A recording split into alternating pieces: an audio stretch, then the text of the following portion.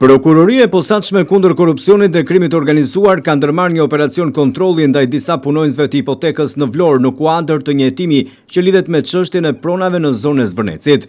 Burimet bëjnë me dije se në fokus të hetimeve janë 4 zyrtarë: Rembrandt Dine, Vanessa Bylo, Ergys Skënderi dhe Reinald Metaj. Kontrollet janë zhvilluar si pjesë e veprimtarive hetimore që lidhen me procedurat e administrimit të regjistrimit të pronave në këtë zonë bregdetare. Hetimet për Zvërnecin kanë nisur prej kohësh dhe përfshin dyshime mbi mënyrën e përfitimit të tokave në një zonë të mbrojtur, ku dyshohen për përfshirjen e një rrjeti individësh dhe kompanish.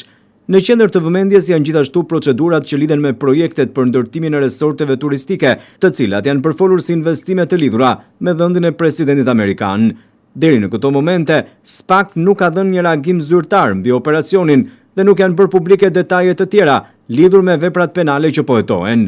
Ndërkohë pritet që në vijim të ketë më shumë informacion mbi zhvillimet e këtij hetimi të ndjeshëm.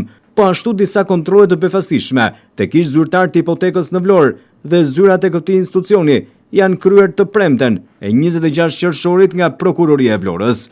Kontrollet janë justifikuar për shkak të hetimeve që janë duke u lidhur me disa dosje që kanë objekt hetimi, tjetërsimin e pronave në bregdetin e Orikumit, radhimës dhe Dukatit. Dyshohet se zyrtarët kanë tjetërsuar dhe më pas hipotekuar sipërfaqe të tëra toke bujqësore, duke nxjerrë jashtë loje pronarët që kishin fituar gastrat e tokës me ligjin 7501. Siç mësohet, kallëzimi është depozituar nga një grup banorësh të Orikumit, radhimës dhe Dukatit, të cilët jo vetëm në Prokurorinë e Vlorës, por edhe në Prokurorinë e posaçme SPAK kanë depozituar kallëzime penale për akuzën e shpërdorimit të detyrës, falsifikimit të dokumentave në kuadër të grupit të strukturuar kriminal.